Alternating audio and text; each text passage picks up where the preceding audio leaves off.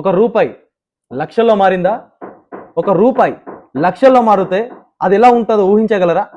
ఒక రూపాయి పెట్టుబడి పెడితే లక్షలలో మారుతుంది అనుకుంటే అది కలలా అనిపిస్తుందా? కానీ అది నిజం. గత 20 సంవత్సరాలలో ఇండియన్ స్టాక్ మార్కెట్లో కొన్ని కంపెనీలు రికార్డులు సృష్టించాయి.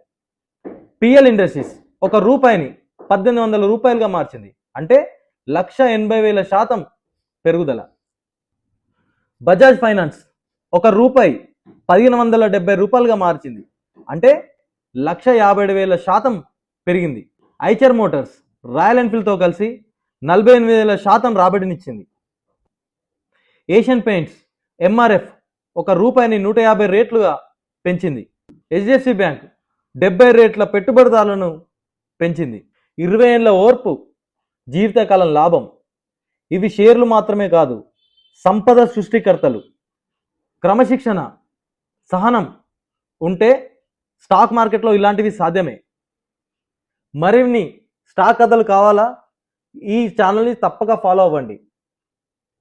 మీ డబ్బు, మీ భవిష్యత్తు మార్చుకునే సమయం ఇదే.